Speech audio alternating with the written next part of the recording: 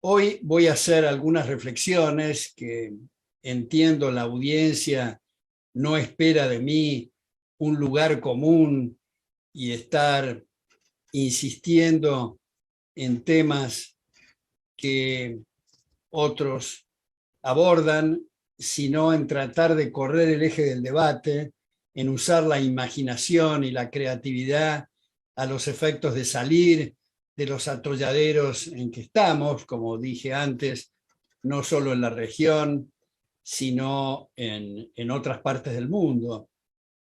Por ejemplo, en el baluarte del mundo libre, Estados Unidos, yo publiqué hace relativamente poco un libro editado por el Fondo de Cultura Económica que se titula Estados Unidos contra Estados Unidos, para mostrar el declive fenomenal que viene ocurriendo en el baluarte del mundo libre, en el otrora baluarte del mundo libre, y que es consecuencia de haber abandonado los valores y principios extraordinarios de los padres fundadores en Estados Unidos.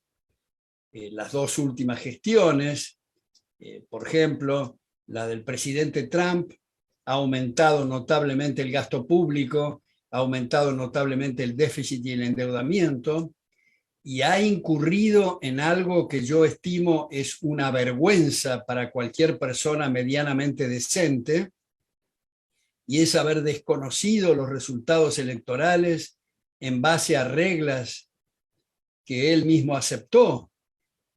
Al haber desconocido, a pesar de que los 50 estados, subrayo, los 50 estados certificaron el triunfo de su oponente, 61 jueces federales y locales, 8 de los cuales, dicho sea de paso, designados por el propio Trump, certificaron la victoria de su oponente o su opositor, y su propio vicepresidente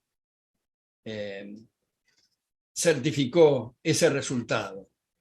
Y sin embargo, el expresidente Trump no reconoció el resultado electoral, y ahora resulta que asume otro gobierno que decide intensificar el volumen del gasto público, la deuda y el déficit. Afortunadamente en Estados Unidos, como ocurre en otros lugares, hay universidades, hay instituciones, hay fundaciones que hacen esfuerzos muy valiosos para revertir esa situación.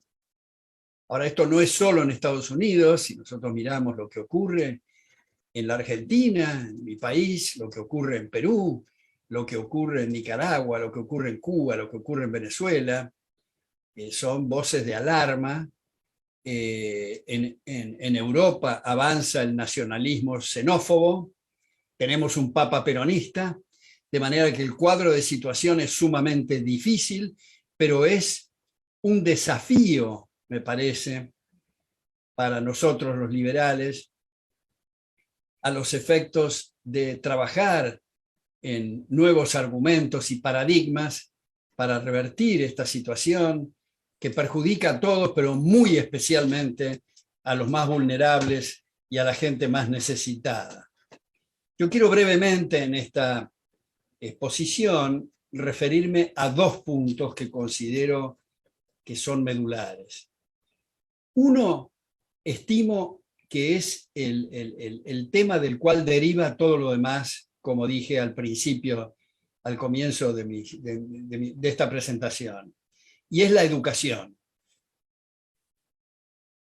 Tenemos que despegarnos del espíritu conservador, enredado en telarañas mentales, incapaces de ver más allá del statu quo, para imaginar la exploración de nuevas avenidas que nos permitan, como digo, salir del atolladero.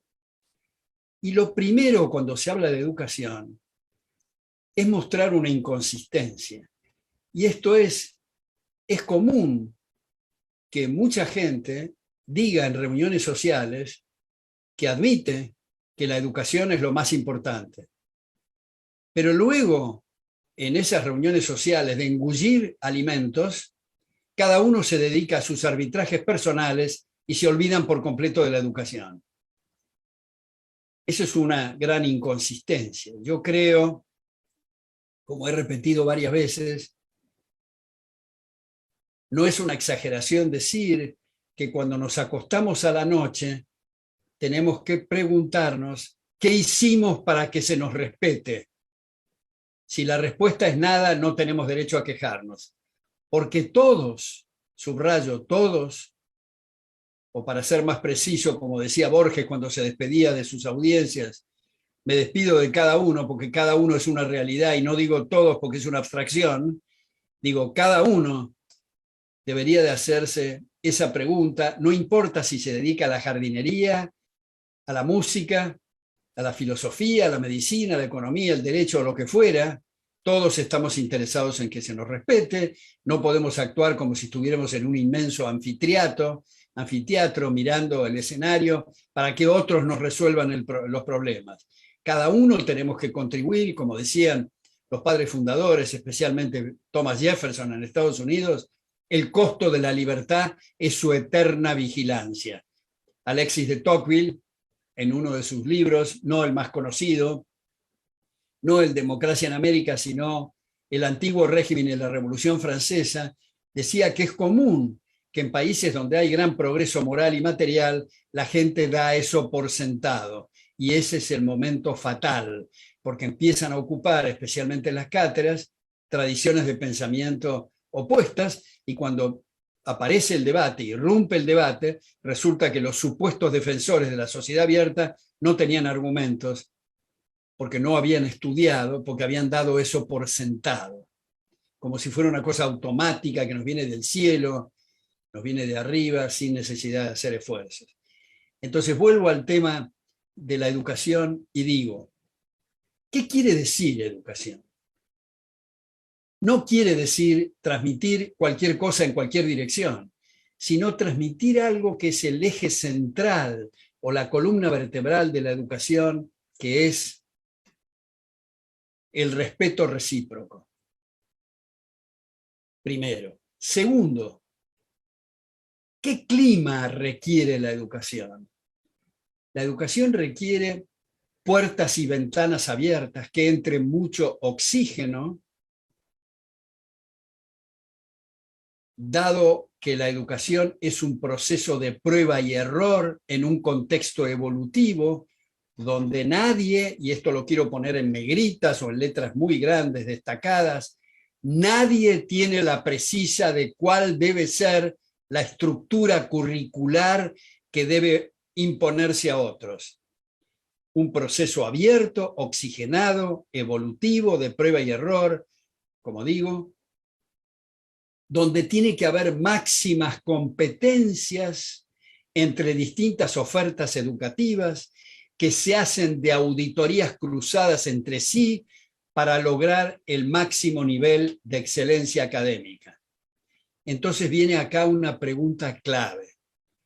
¿Qué es eso de los ministerios de Educación y Cultura? Pues son una cachetada feroz a la inteligencia. Alguien que acepta ser ministro de Cultura y Educación no tiene la menor idea qué es la educación y la cultura, puesto que, nuevamente digo, se requiere sistemas abiertos y competitivos. No es que diga, yo voy a ser un buen ministro de Economía si soy ministro de Economía, o alguno de ustedes que me están escuchando. Porque cualquier cosa que hagamos en el cargo está mal, porque tenemos que dar lugar a la apertura, a la competencia, a las auditorías cruzadas, como acabo de decir.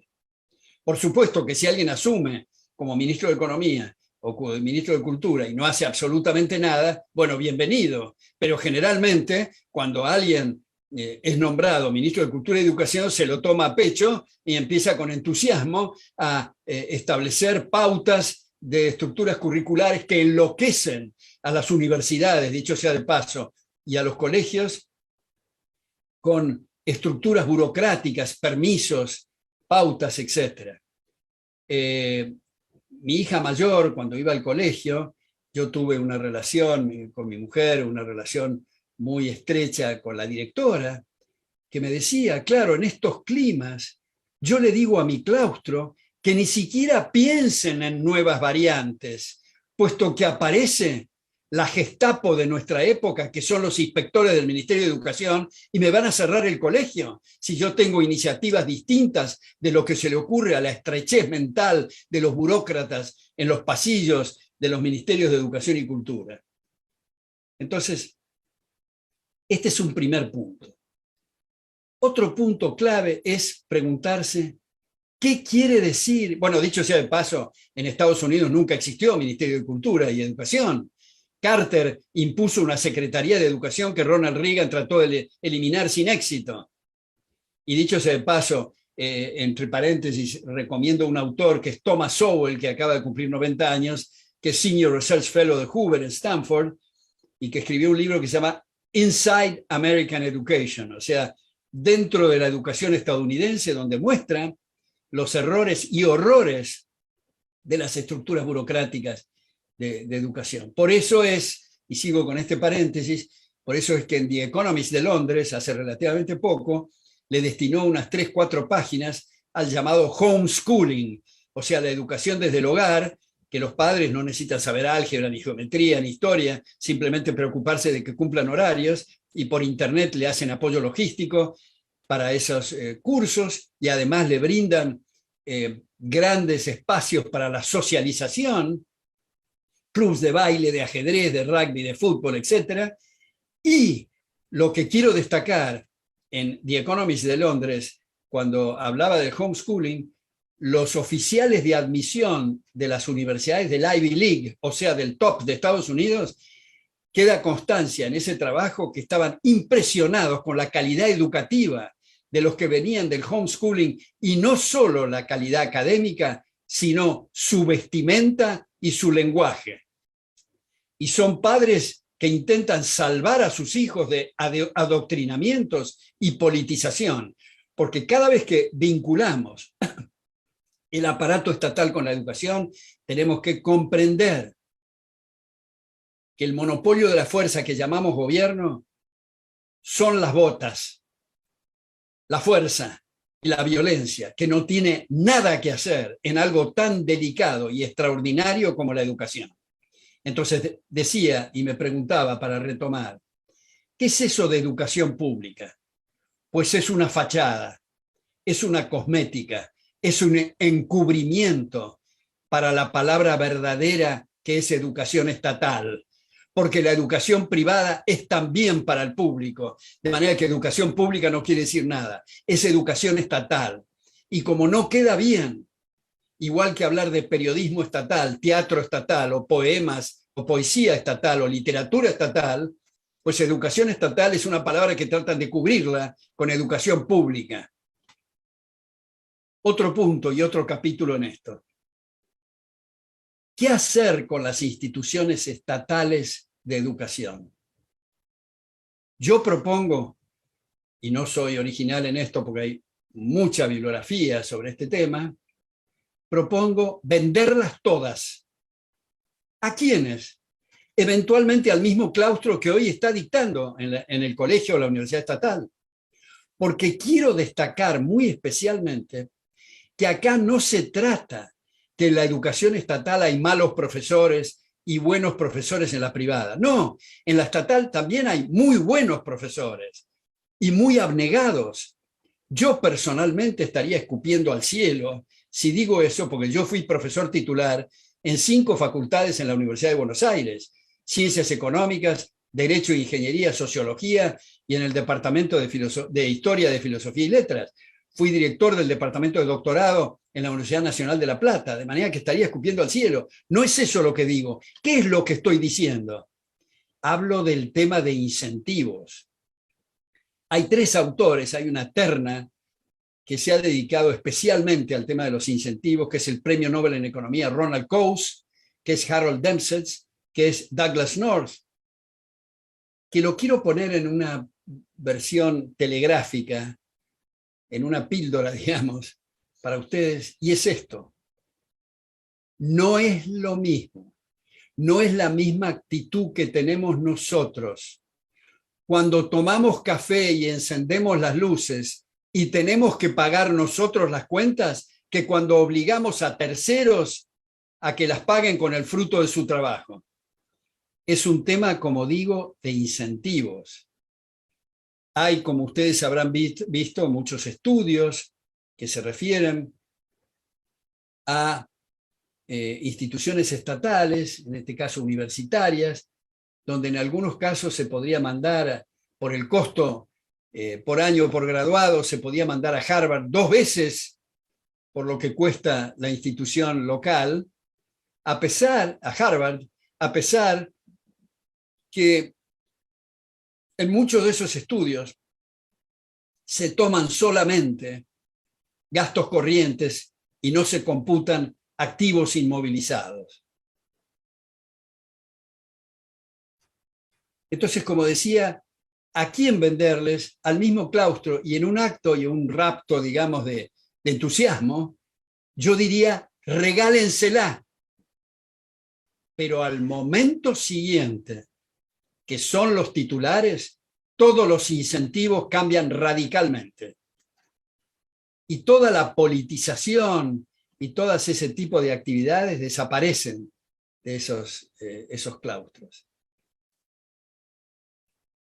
Ahora, por último, en este tema de la educación, ¿qué hacer con las personas que tienen las condiciones intelectuales para aplicar a las ofertas educativas existentes, pero no tienen suficientes ingresos? Bueno, yo creo que es interesante aplicar lo que otro premio Nobel en Economía ha sugerido, Milton Friedman, como una política de transición, y es entregar vouchers, o sea, financiar la demanda, pero no la oferta. O sea, la demanda, el candidato, pero no la oferta de todas las estructuras y los activos y la administración de recursos. Entonces, si alguien dijera con mi propuesta que no se contempla a la gente de menores ingresos, está faltando a la verdad, puesto que estoy sugiriendo los vouchers, o sea, todos los que tienen las condiciones y no tienen los ingresos estarán financiados. Pero como se dice en lógica, hay un non sequitur, o sea, no se sigue del hecho que unos que tengan que financiar la educación de otros, en este caso la demanda, no se sigue, no se desprende, no se concluye que haya instituciones estatales de educación.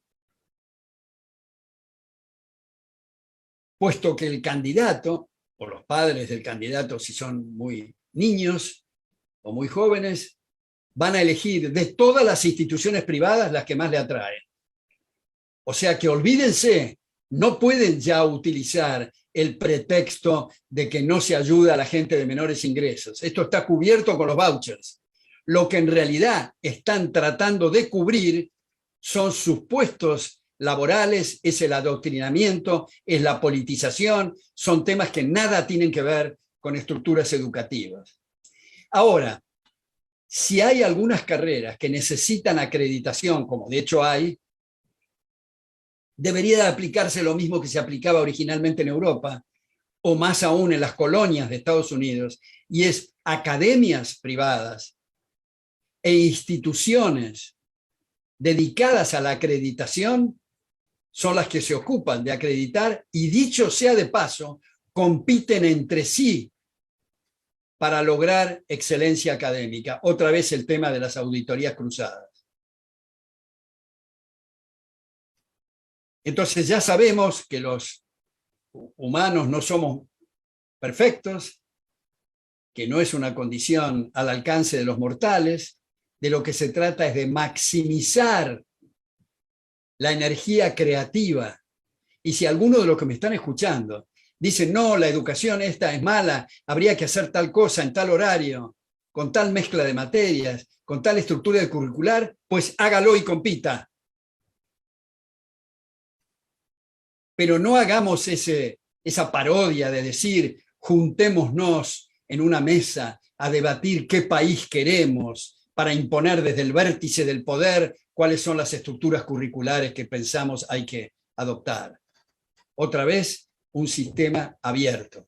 Y es cierto que en algunas instituciones privadas hay cátedras que son lamentables, pero tengamos en cuenta que muchos de los que enseñan en instituciones privadas han sido en algún momento capacitados en instituciones estatales, por lo tanto, eso se minimizaría.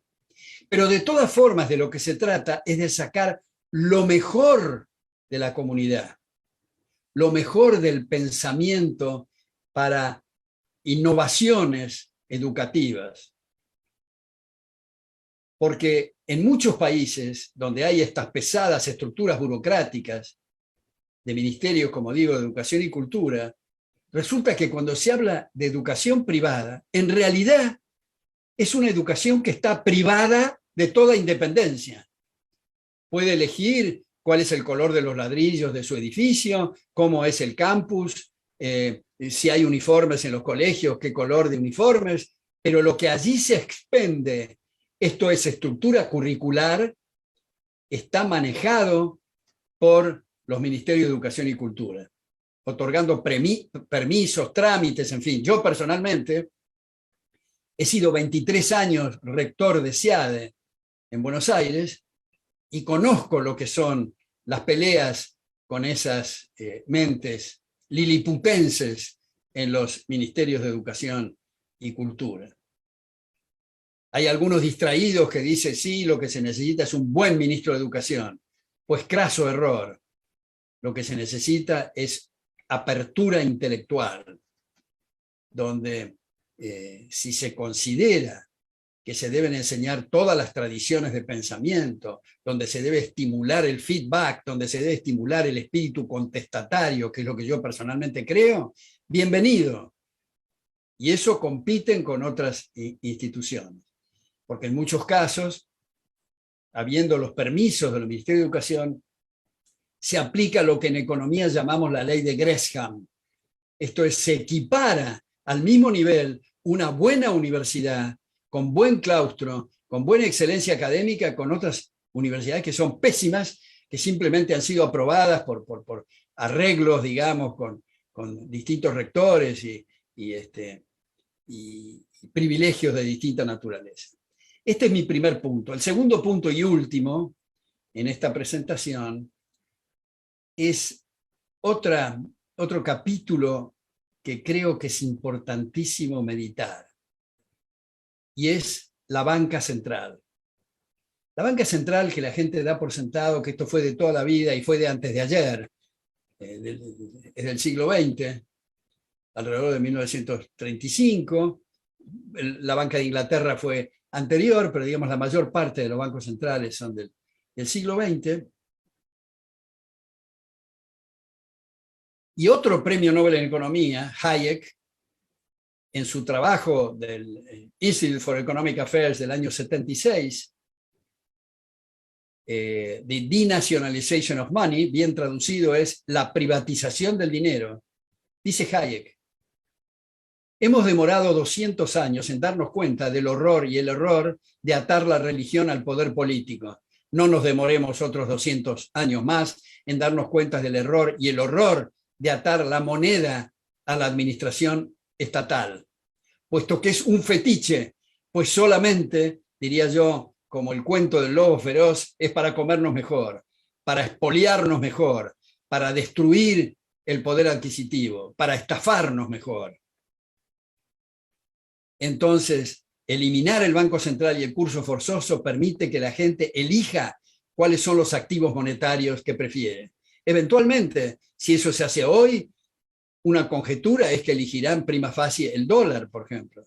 Pero si hay un sistema bancario y financiero realmente compatible con la libertad y no hay Banco Central ni curso forzoso, tarde o temprano, igual que fue la historia de la moneda cuando se abandonó el trueque o el cambio directo para ir al cambio indirecto con distintas mercancías, van a haber otros que van a sugerir mejores monedas que el dólar, sea el oro, la plata, una canasta de monedas o lo que fuera. No podemos decir prima facie. Ahora, quiero destacar lo siguiente. Supongamos que haya un banco central que reúna los economistas más probos y más eficientes del planeta. están embretados en decidir entre uno de tres caminos. Solamente a qué tasa expandir, a qué tasa contraer o dejar igual la masa monetaria. Pues cualquiera de las tres variantes van a afectar los precios relativos. O sea, los precios van a ser distintos de lo que hubieran sido si no hubiera habido esa intromisión. Y como sabemos, los precios son los únicos indicadores que tiene el mercado para asignar recursos. Por lo tanto, hay consumo de capital, por lo tanto, hay baja de salarios e ingresos en términos reales. No hay forma que los banqueros centrales no puedan cometer errores.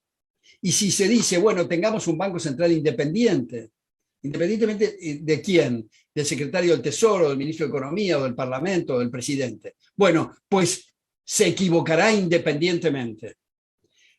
No solo Hayek, que abrió la posibilidad de una suculenta bibliografía que hoy está disponible, especial, aunque no exclusivamente del mundo anglosajón, sino también otro premio Nobel que mencioné antes, Milton Friedman, en sus conferencias en Israel en el año 73, traducidas por el Ateneo de Buenos Aires como Moneda y Desarrollo Económico. Él dice en la página 55, y no estoy haciendo alarde de esto porque lo digo en todos los semestres con mis alumnos, dice que todo el problema monetario aparece cuando irrumpe el Banco Central. Y en su última, porque ha pasado por distintas propuestas Milton Friedman, pero su último trabajo sobre moneda se llama Monetary Mischief, donde dice textualmente: la moneda es un asunto demasiado importante para dejarlo en manos de banqueros centrales. Por supuesto, ustedes me dirán, hay banqueros centrales que son más responsables que otros, hay unos que no tienen expansiones y contracciones erráticas y que mantienen, hay un problema de grado, pero no de naturaleza. El problema está en la banca central. Porque como sabemos, la inflación es consecuencia de la expansión exógena de dinero y su resultado altera los precios relativos. Al contrario de lo que habitualmente se dice, que la inflación provoca un aumento general de precios, pues si fuera general no habría problema. Los salarios también son precios, y si todo galopa al 50% anual, mensual o diario, no habría problema de desequilibrio entre precios e ingresos. Habría que llevar eventualmente los billetes en carretillas, habría que modificar los dígitos en la máquina de calcular o los libros de contabilidad, pero no habría problema. El problema, lo contundente de la inflación, es la distorsión de los precios relativos, es decir, unos se mueven de distinta manera que otros. Y eso pone como una especie de velo sobre el tablero de señales de precios, falseando los indicadores, y como digo, como los recursos son escasos y las necesidades son ilimitadas, hay un despilfarro o derroche de recursos que implica mayor pobreza. Ahora, por último, para cerrar, supongamos que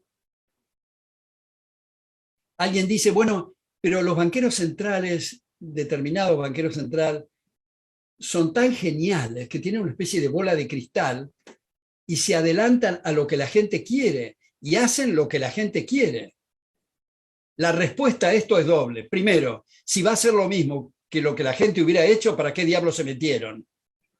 Ahorrando honorarios. Segundo, la única forma de saber qué es lo que hubiera hecho la gente es dejarla actuar. El decir o el hablar de la soberanía monetaria es otro cachetazo a la inteligencia. Es lo mismo que hablar de la soberanía de la zanahoria. La soberanía, como diría Bertrand de Jouvenel, está calzada, es inherente a la persona, al individuo. El hablar de soberanía monetaria es solo un cover-up o un encubrimiento para poder distorsionar el poder adquisitivo. Por más que en las cartas orgánicas de la mayor parte de las bancas centrales está el preservar el poder adquisitivo del dinero, pues les informo, y seguramente ustedes saben, que no hay ninguna banca central en ninguna parte del planeta Tierra que haya preservado poder adquisitivo alguno. he dicho muchas gracias.